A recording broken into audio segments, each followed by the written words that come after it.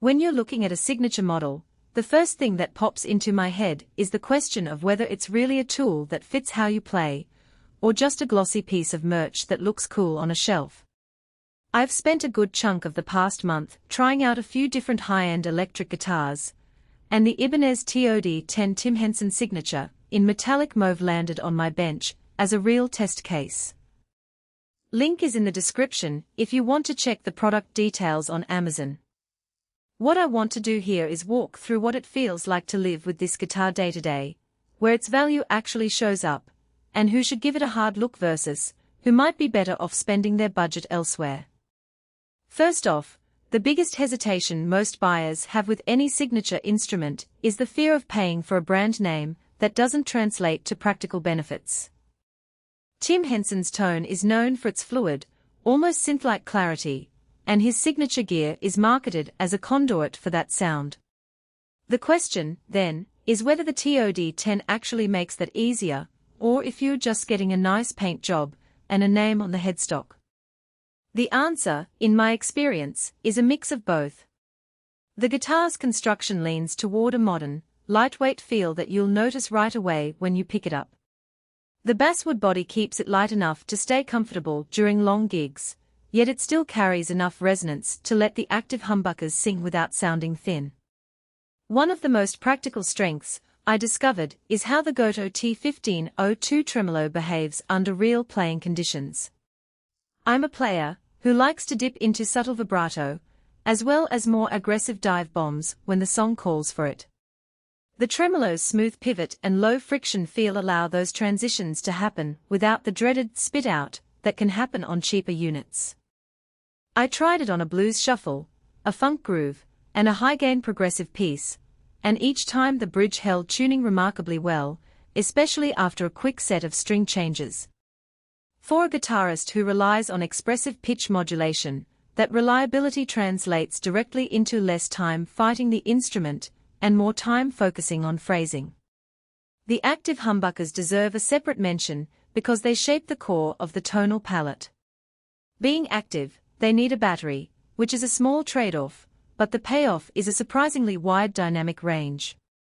In clean settings, the pickups deliver a tight, articulate low end that lets each note cut through a mix without getting muddy, a blessing for rhythm players who lock into a tight pocket.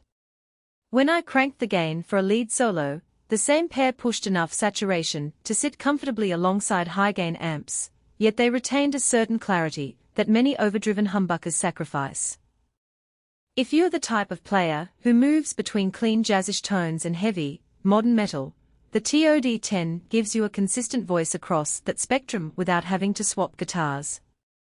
Now, let's talk about the feel of the neck and fingerboard, because that's where many signature models stumble. The maple neck paired with an ebony fingerboard is a combo that feels slick and fast. I found the radius to be just wide enough to accommodate both chording and rapid single-note runs without the board feeling overly flat, which can be uncomfortable for players with a lighter touch. The smoothness of the ebony also reduces finger fatigue during extended sessions, something I noticed during a 3-hour rehearsal where I was constantly shifting between scales and chords. That said, the neck profile is a bit slimmer than some traditional Ibanez players are used to, so if you have larger hands or prefer a chunkier feel, you might need a short adjustment period. Every guitar has its compromises, and the TOD10 is no exception. The most noticeable downside is the aesthetic choice of metallic mauve. It's a striking color that turns heads, but it also shows scratches and wear more readily than a classic sunburst or black finish.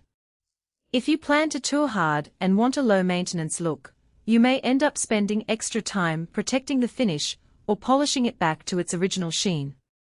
Another practical consideration is the reliance on active electronics. While the tonal flexibility is a clear benefit, it does mean you have to keep an eye on battery life, something you don't have to worry about with passive pickups. In my day-to-day use, the battery lasted well over a month of regular gigging, but if you're the type who forgets to check the battery before a show, that could be a hiccup. Who should seriously consider the TOD10? If you're a guitarist who spends a lot of time blending clean, articulate rhythms with high-gain leads, and you value a tremolo system that can handle both subtle and extreme use without constant retuning, this instrument checks a lot of boxes. It also makes sense for players who admire Tim Henson's tone and want a starting point that already leans toward that modern, articulate sound without having to spend hours tweaking a more generic guitar. The lightweight body and